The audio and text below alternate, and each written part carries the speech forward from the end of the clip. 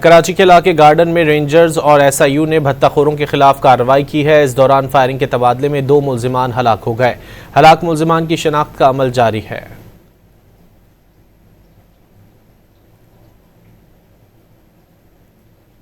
कराची के इलाके गार्डन में रेंजर्स और एसआईयू ने भत्ताखोरों के खिलाफ कार्रवाई की है। इस दौरान फायरिंग के तबादले में 2 मुल्जिमान हलाक हो गए।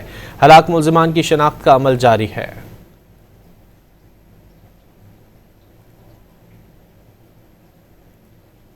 कराची के इलाके गार्डन में रेंजर्स और एसआईयू ने भत्ताखोरों के खिलाफ कार्रवाई की है। इस दौरान फायरिंग के तबादले में 2 मुल्जिमान हलाक हो गए।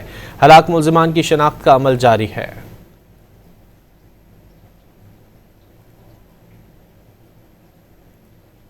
कराची के इलाके गार्डन में रेंजर्स और एसआईयू ने भत्ताखोरों के खिलाफ कार्रवाई की है। इस दौरान फायरिंग के तबादले में 2 मुल्जिमान हलाक हो गए। हलाक मुल्जिमान की शनाख्त का अमल जारी है।